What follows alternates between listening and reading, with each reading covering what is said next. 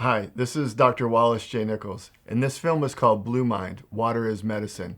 It's a cinematic version of my book, Blue Mind. So sit back, relax, and enjoy it.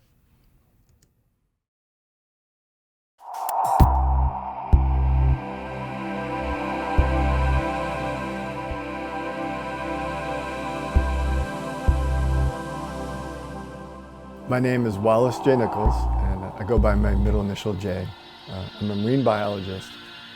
In the past decade, I've been studying the human relationship to water, the emotional connection that we have to lakes, rivers, and oceans, and the vast benefits that those waterways bring to our lives. And exploring these ideas in the research in a field that I refer to as Blue Mind. And my work is now all about connecting those ideas with many different sectors of society, from art and design to health and well-being, to even real estate and planning, of course to conservation and environmental work, and pretty excited about it. Jay is one of those people who is so passionate and focused on what he does, what he believes in. He's incredibly engaging, and I think he is one of those examples of people who dedicates his life to something because his heart and soul is in it. And I think he's making great change in the world. Blue Mind resonates with people like me because it's something that we innately feel and know and understand. To have somebody explain it scientifically in terms of neuroscience, in terms of the body, in terms of change, and in terms of emotion, gives an explanation to what we already feel. Those of us who are perhaps connected to the oceans on many levels, not just because we go for a swim. For me, it's been a part of my life. Instinctually know that what Jay is explaining is real. But it is really important for somebody like Jay to be able to take that forward and actually dissect it for people, to be able to explain what happens in your brain when you touch water, what happens in your body temperature, and on all levels. Because I do feel like most people need an explanation, and Jay can do that. So you wrote a book, Blue Mind, which I've read. I was a little afraid to open it up because I thought it was going to be very sciencey. It was not. It was very human. It was an enjoyable, very fast read, but it had some really interesting science in it. My takeaway from this book really changed my life in that I realized I needed to be in, under, near water every day in one form or another. So I try and swim every day, but if I can't, I just go to the harbor. I look at the light reflecting on the waves, and it does something to me. That's right.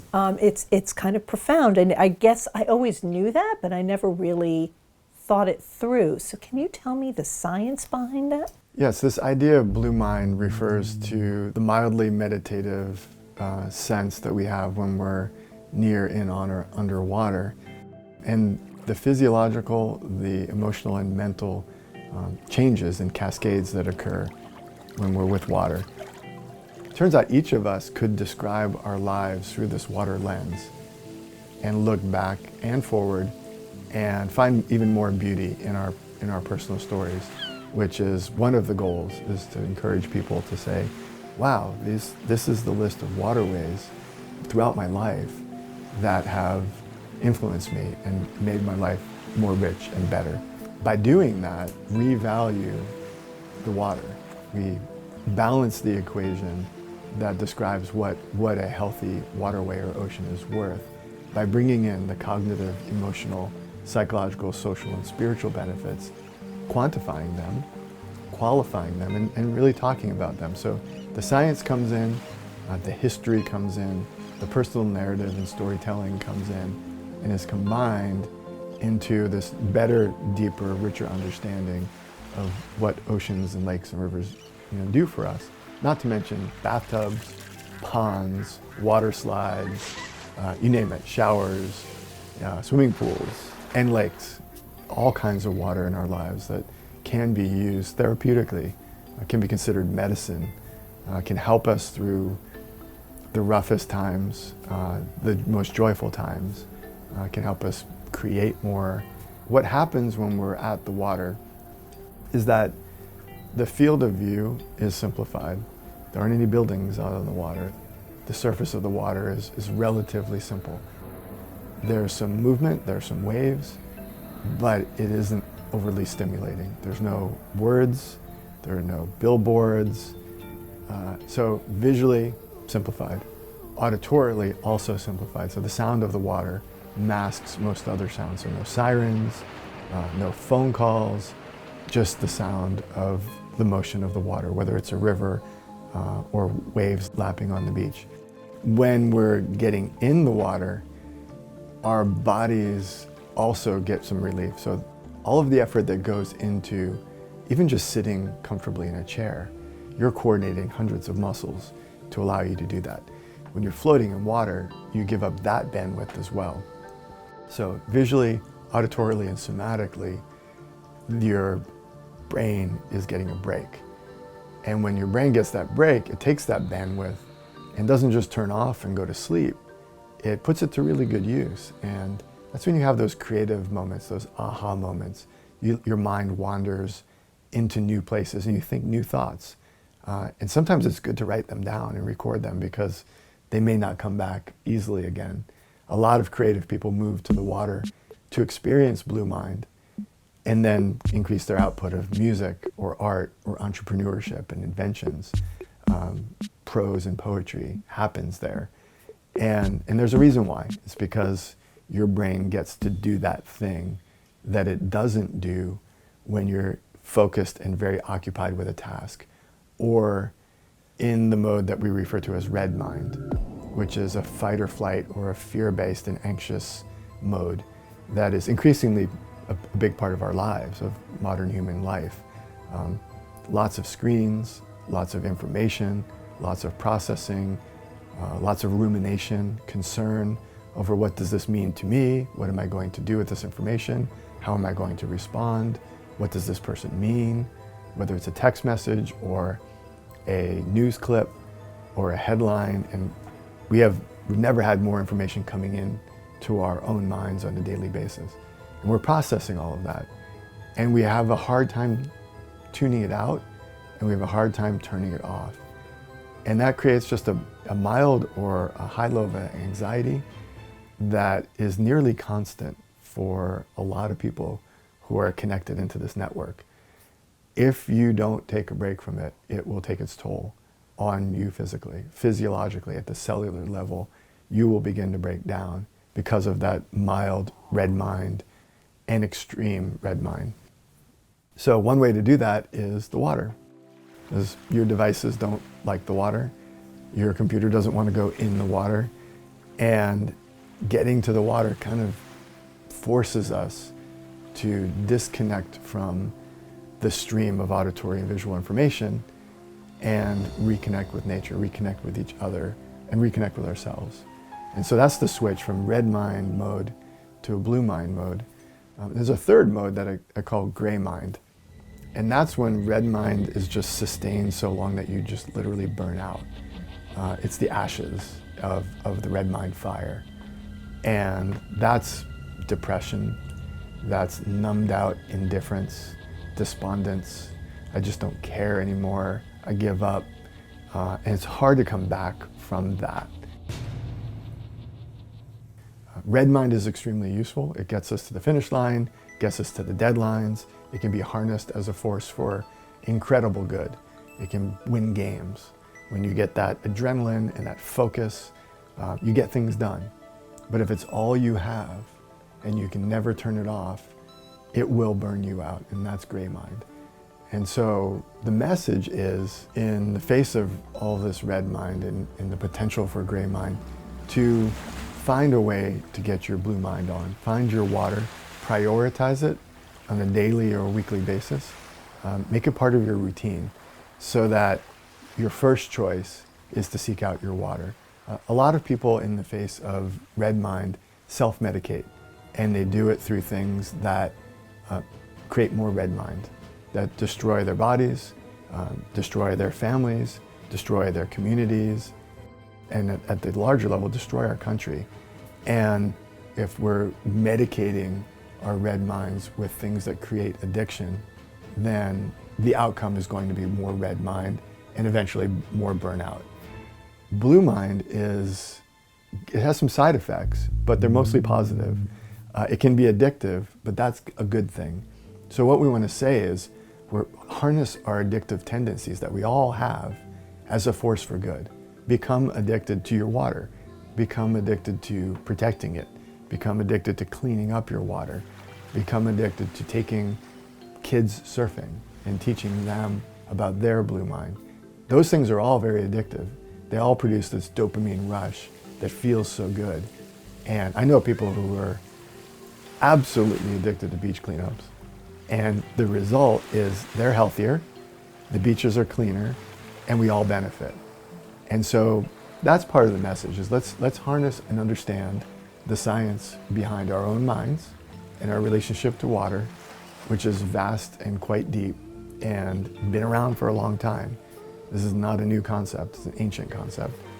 And let's use it as a powerful force for good and share it as widely as we can through schools, through media, through any interactions we have, interpersonal interactions, conversations, books, films, you name it.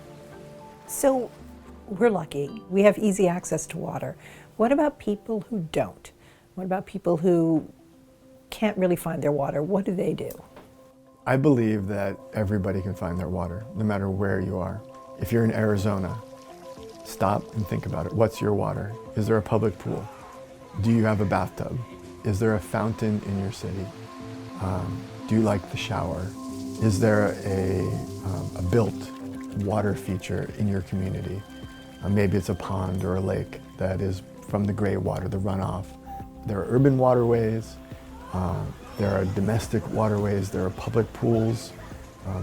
Figure it out and answer the question, what's your water? And then prioritize that water in your life.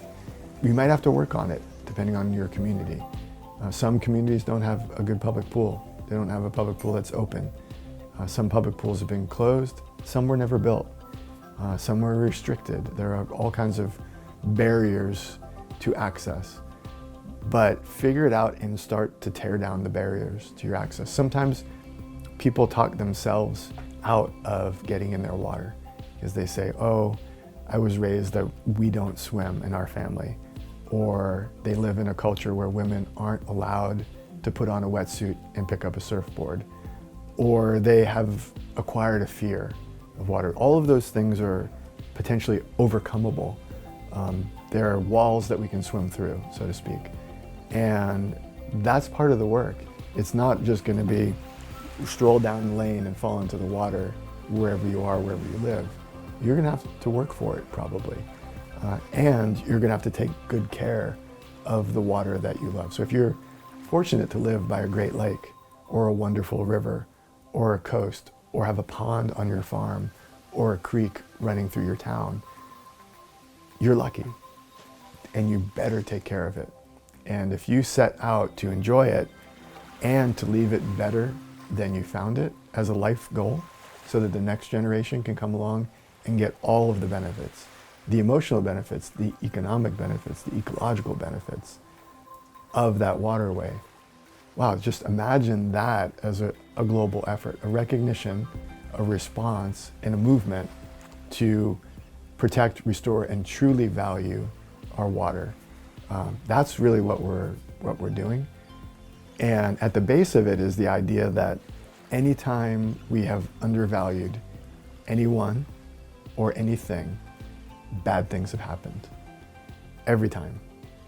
And what we want to do here is fix that value proposition, fix that value equation, balance it out, bring in the true benefits, all of them, to the conversation so that the idea of despoiling the water that gives you so much peace, freedom, creativity, happiness, romance, the idea of putting something in it that makes it inaccessible would just seem completely ridiculous. And I think as a result, we will build a bigger movement, a blue movement for some important efforts to fix what's broken in ourselves and on our planet. So what are the baby steps you can take to start taking care of your water? Local community is trying to get rid of plastic straws, plastic bags, all the things that end up sort of floating in the water. Yeah. What are those baby steps we can take? When I'm asked what are the top 3 things we can do to take care of the planet, I have 2 answers. One is get in the water. Have you gotten in your water? Yes or no? If it's no, why? Is it because you can't? Or because you just haven't thought about getting in it? So whatever your water is, try to get in it, touch it. And if there's a reason why you can't, maybe it's pollution, maybe it's not healthy enough, then get to work on whatever it is that's making that impossible. So clean it up so that you can get in it. If the gate is closed and locked and you're not allowed in the water, well, figure that out. If it's a perceptual thing, figure that out. If it's a cultural thing. So that's the first point, get in the water. You're going to be the best water warrior if you're touching your water, if it's not abstract and theoretical and virtual, if it's a literal connection. If that water is inside of you and you are in it, you're going to be an unstoppable water warrior. So that's the first thing. But people want the list of little actions. And what I say is, you tell me. Because if you tell me your top 3 things, you're more likely to do them. I want you to tell yourself what to do. What are your 3 priorities? Is it beach cleanups? Is it stopping single-use plastic use? Is it shifting your diet? You tell me, and then do it. And my experience is when I tell people what to do, including my own kids, it doesn't work out so well. If I ask them what they think we should do, it works out a lot better. And so make your list. What are the 3 things you can do starting now to make your water better? And then please do those things. And then let the world know that you did it. And maybe you'll inspire some people to do what you did. We all know we're around the water, we're in the water, we're part of the water, we feel better. Yeah. But can you explain the science behind it? Because I know there actually is hard science behind this. So when we step up to the edge of the water, the visual, the auditory, and the somatic experience is simplified. What happens in that situation is our breathing rate begins to slow, our heart rate begins to slow, our skin temperature cools. If we get water splashed on our face, even more so. We move into a different mode. We call it blue mind. It has components of a deep mammalian response to water that happens in all mammals. We're preparing ourselves for calming down and getting in the water. And that is a pretty absolutely amazing thing to know about yourself, that your body and your brain respond in this way.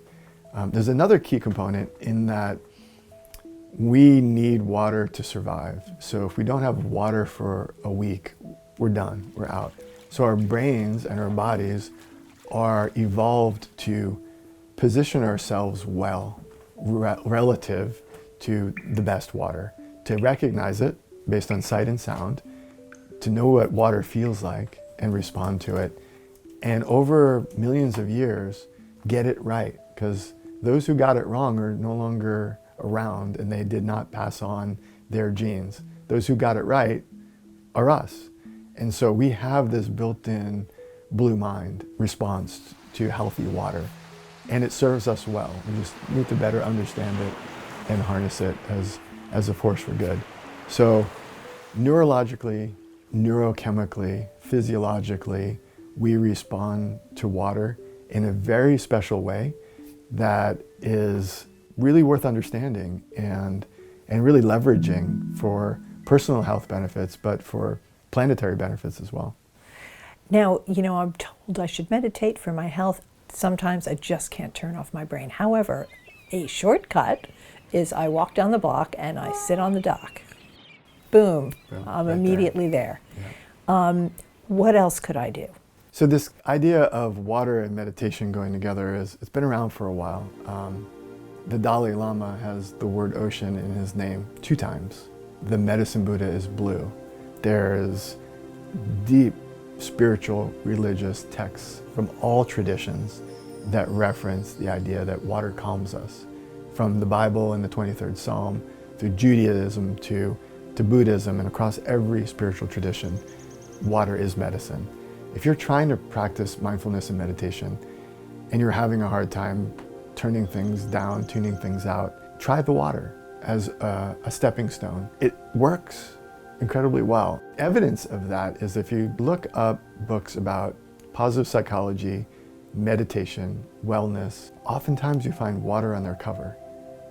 Rarely will you find a reference to actual water in the text, but a lot of times water is the image chosen for the cover for these very reasons, that it implies calmness, focus, mindfulness, and meditation. Just the image of it.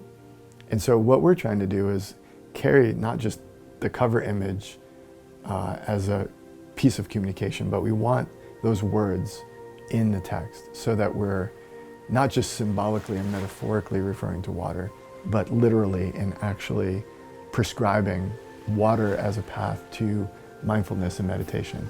And I think there's a lot of potential there, and particularly for students of meditation, just starting with going to the water or putting the sound of water on an app or a speaker, listening to it, watching water on a screen, just to begin to calm your mind so that you're more available to meditation. I think it's a very simple, free way to get yourself into that mindset so that you can explore the vast benefits of meditation and mindfulness.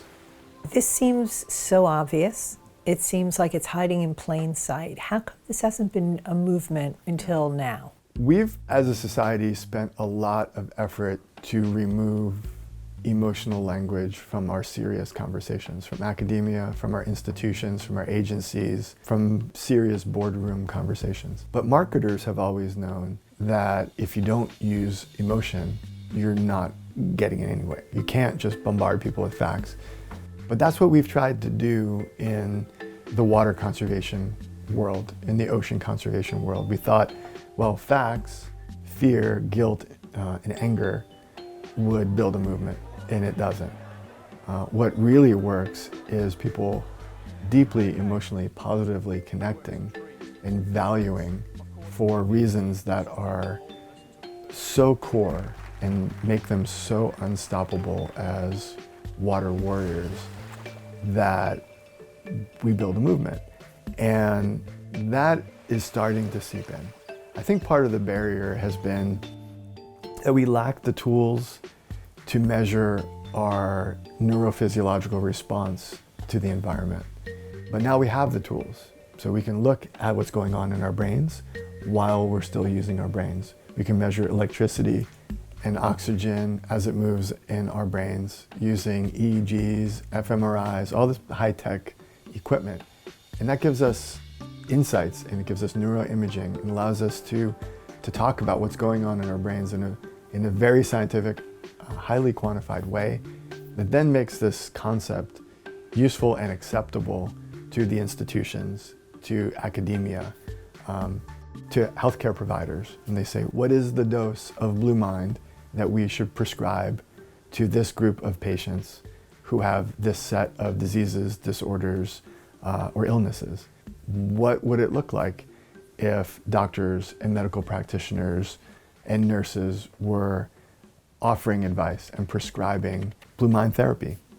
If they said, you need to go down to the water once a day for half an hour and just breathe. You need to get a surfboard. You need to learn to scuba dive. You should get a kayak and get out there and paddle it. What if our medical system was embracing these ideas? Kind of in the way that we've seen the evolution of diet and exercise and stress reduction, three concepts that were 30 years ago kind of considered far out, fringe advice, that are now considered absolutely the center of wellness. Every medical practitioner on the planet agrees that we need to do these things to be healthy. Has this been medically quantified in any way? I mean, have we seen sort of like the positive results of people being prescribed water? We're right now in the midst of an incredible number of studies. Some of the leaders at the University of Exeter Medical School are doing the pioneering research. I would say that's the center of the universe for Blue Mind research. They're a phenomenal interdisciplinary team of physiologists, neuroscientists, toxicologists, demographers, statisticians, geographers, bringing everything to bear on this question about, can blue space be prescribed to people who need it most with vast benefits or even subtle benefits? And all of the research, all of the results, all of the publications consistently point in the same direction, which is yes. And I'm really excited about the next decade of research ahead, because I think we're going to get an underlying, bold, larger font push on these ideas, which will push them forward and institutionalize some of this thinking that right now is a bit on the edge for most people. But when it really becomes common knowledge, which is ultimately our goal, that everybody understands very well their own blue mind and acts accordingly, I think it will change a lot of the way we live. You hold up these blue marbles and say, we're a blue planet. And you know, the majority of our planet is water. We get most of our oxygen from the water. Right. It's so much a part of who we are fundamentally as human beings, as animals. Can you talk about how we kind of take that for granted in a way? We live on this little blue planet. It's a planet dominated by water. It's quite special in the universe as far as we know. And it's a reminder that we need to take care of the water, we need to take care of each other, and that everything we do, big and small, matters. And we do nothing alone. And so I give out these marbles, and they're just a very simple gesture of gratitude. And they're meant to be passed on from person to person with a message of thanks. But what's happened is we've shared over 1 million marbles all over the world. And because they're charged with virality, they're meant to be passed on, they're all moving. So this 1 million marbles is reaching tens of millions of people. And there's no way to turn it off. There's no off switch. So it is helping create this conversation. People receive a blue marble and it's just a nice moment, but then it's connected to this larger message, and then it's passed on from person to person.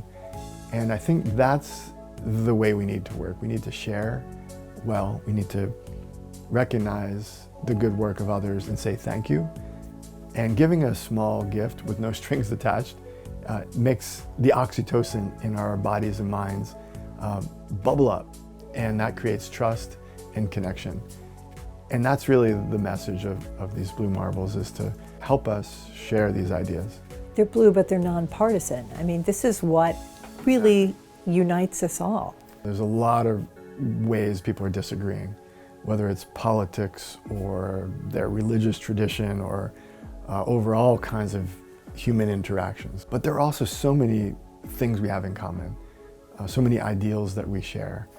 And water unites us. It just fundamentally connects everyone and everything here on this water-based planet. And I say that both as a scientist, but also as a poet. And what Blue Mind is doing is it's adding to the poetry a necessary wave of science, so that we can hold both together and reach more people. And so some people get really geeky and really into the science and want more, and some people gloss over it and they're on board through the poetry of it. Never given someone a blue marble and had them find it offensive. That's really hard to do these days. How can you give a broad, powerful message without offending anybody? Well, this is one example. It's an ecumenical approach to bringing people together in support of the planet we call home. You mentioned earlier, so much of us are in a red state, or even worse, in a gray state. We're totally burnt out. I see so many people I know, they're almost like sleepwalking through life. How do you get them to wake up? How do you use water as a way to wake up and connect back to yourself and actually live? Yeah, a lot of people are living in a red mind or a gray mind mode, where they're numbed out, burnt out, anxious. And I think water is maybe the best way to wake up that I can think of. A splash of water literally in your face, or metaphorically, a bucket of water, a cold plunge, is both invigorating, makes you feel alive, wakes your ass up. It really does. It's a sustainable drug in a way. It boosts you. It makes your body healthier, and makes the world more alive. You are like the world's water ambassador, but how did you start? I think like a lot of people, as a young person, I fell in love with water. There was no place I wanted to be more. And as a kid, I was told that I was shy. I was a bit of an introvert. I stuttered a bit. So my happy place was submerged, where it was quiet, where people weren't asking me questions, where you can't even speak, but you can feel at peace. And so I early on recognized that's where I wanted to spend my time, which led me down a path to becoming a marine biologist, which is the career that allows you to, legitimately spend time underwater or near the water or on the water. And as a scientist, I began to wonder, what is it about being by the water? And everybody I was meeting, the fellow biologists and water lovers and surfers and explorers and people who love boating, we shared this pull. And I wanted to understand it more. So I went looking for a book about our brain on water. And I searched for it, and I couldn't find one. I searched the libraries, the bookstores, out of print, different languages. I figured there had to be a book like the books about your brain on music and other applied neuroscience texts. And I couldn't find one. I thought, well, that's remarkable. The single biggest feature of our planet, water, and the most complex thing known in the universe, the human brain. You'd think there'd be a book that combined those two realms. And when I didn't find it, I tried to convince some people that they should write it so that I could read it and use it and apply it to our work. And I failed at that. And I finally pitched the idea to the late great neurologist, Dr. Oliver Sacks. And he had literally written the book about your brain on music. And he was a lifelong water lover, loved to swim everywhere he went. And he even claimed that he got his best ideas when he was in the water. And the man was a good idea factory. He had so many brilliant ideas, brilliant intellect.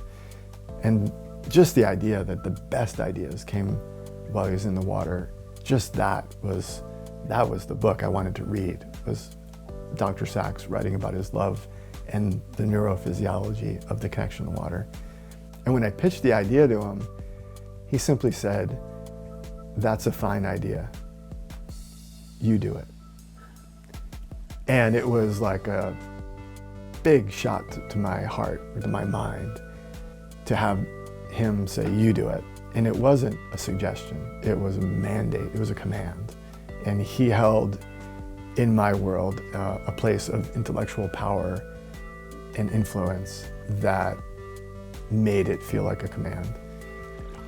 So that began a path of studying neuropsychology and spending time taking online courses, and I even listened to courses while swimming laps in pools. That was my routine, self-education, attending neuroscience conferences, sitting in the front row, listening, and throughout it all, realizing that water and nature in general were almost entirely left out of the conversation. When I was in college, I was asked to give guitar lessons to a woman who had lived in an institution because of a traumatic brain injury, a long-term coma, and the subsequent loss of all of her memory. At the age of 19, she had an accident, and now she was 35, and she was still living in an institution. TV2's Lori Kearns reports that for the first time since the accident, Barbara is remembering thoughts she had lost for 15 years. Barbara Doherty was 19 years old when she lost her memory as a result of an automobile accident. That accident also left her mentally disabled. But memories are coming back to the 34-year-old woman thanks to her love of music. Jay Nichols, a DePaul University student, has been giving Barbara guitar lessons once a week for the last 8 months. I really enjoy coming over and meeting Barbara, and playing the guitar is important to me, and music's important, and I thought if I ever lost the ability to play guitar and to enjoy music, I'd want somebody to teach me. The C is like that, and then the G7 is like that. All my memories gather round her. It's been a long, slow process for Barbara to remember the few bits of information she has regained, but no one knows for sure how much the guitar playing will trigger her memory. But every page of music may open a new chapter to her life. West Virginia. And through music, memories started to pop back into her head. And she would share them. We'd stop in the middle of a song and she would start talking about the music store where she bought sheet music, or her guitar instructor, or a memory in Bloomington, Indiana, where she lived, that was facilitated through music, rekindled or rediscovered in the depths of her mind, and thought lost. And these memories would pop up spontaneously. And the nurses would come around and they'd observe and they'd be in wonder, like, why is this guitar playing kid able to have these breakthroughs with this patient? And I'd go back to campus and try to find the answers, because it was mind-blowing, it was magical. And my professors and the books, even the journals, held no answers. I lodged that experience deep and began to think, wow, if music can do this, maybe water can too. And so that was all kind of always there. My own personal experience as a kid, my experience with Barbara Dougherty in Indiana, and then finally, asking Oliver Sacks, the man who wrote the book on music in the brain, to do this Blue Mind thing, and having him tell me to do it. And so that's how I ended up writing the book. Thank you so much for discussing this with us. It's really a fascinating study about how this thing that's such a huge part of us really benefits us all and benefits the planet. Thank you.